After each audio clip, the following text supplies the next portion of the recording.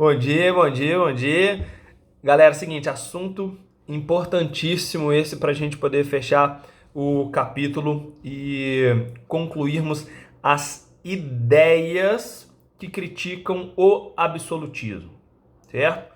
O que eu queria que vocês estivessem entendendo nesse capítulo, na verdade, desde o capítulo anterior que eu já comentei, então se tiver dúvida, abre a conversa, olha no vídeo do YouTube aí de novo a explicação sobre os teóricos, sobre os filósofos iluministas, porque eles vão ser fundamentais para a gente entender tudo que a gente vai estudar ao longo do ano, beleza?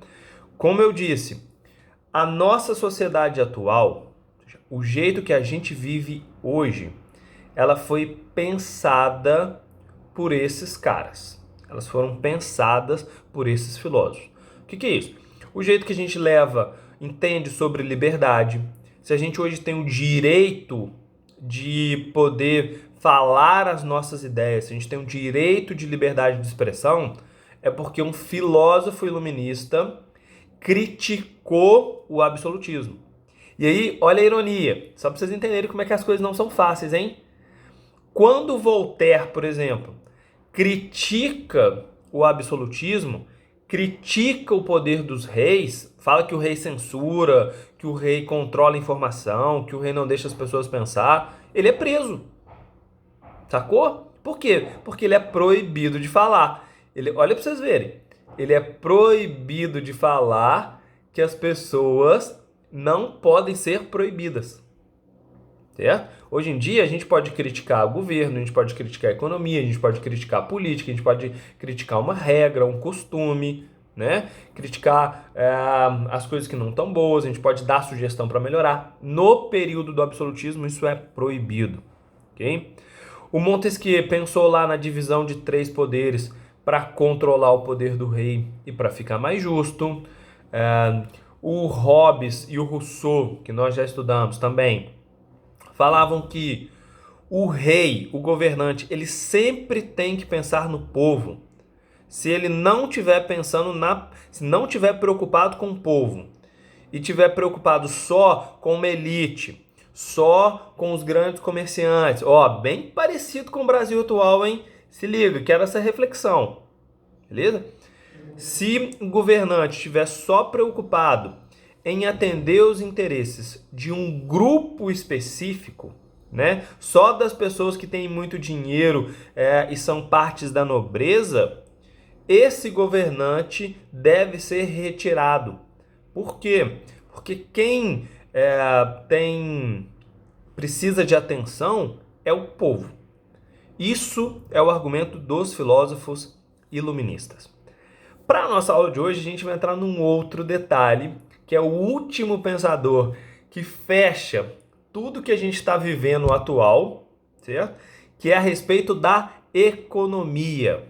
O que é isso? A respeito do dinheiro, como é que as coisas elas devem funcionar, certo? E esse último filósofo, ele é chamado de Adam Smith. Ele é um inglês, na verdade, ele é irlandês, escocês, perdão, mas ele vive na Grã-Bretanha. Depois a gente discute isso. Mas qual que é o detalhe? O que ele vai argumentar? Que o rei absolutista, ele controla tanto as coisas que ele controla o dinheiro.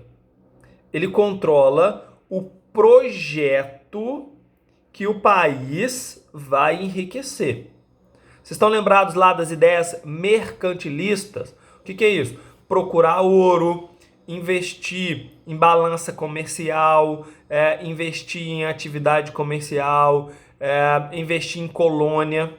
Tudo isso são projetos mercantilistas. E o que isso queria dizer? Que o rei, ele controla essa atividade. É ele que coloca dinheiro ou retira dinheiro. É ele que estabelece, né? Ou seja, é o rei que fala quanto que o produto vai valer. É o rei que vai dar ordem de quanto que um comerciante pode ganhar dinheiro. Sacou? E o que o Adam Smith ele vai falar? Ele vai criticar isso.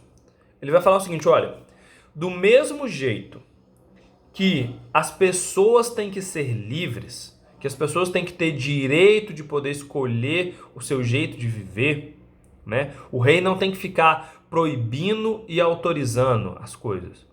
A economia tem que funcionar do mesmo jeito, certo? Quem é que tem que escolher o preço dos produtos? Não é o rei, são as próprias pessoas.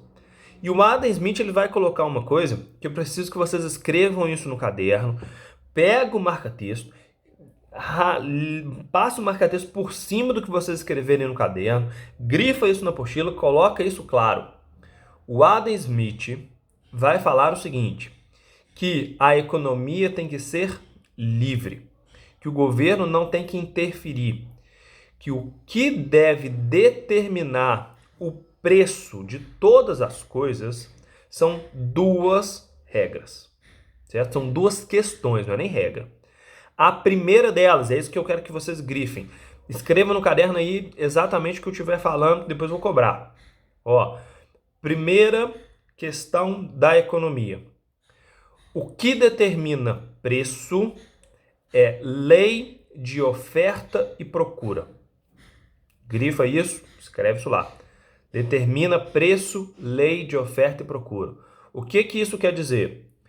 Que quanto mais as pessoas quiserem comprar algo, né, se todo mundo quer comprar um produto, se o produto está todo badalado, está todo bacana, o preço dele vai subir.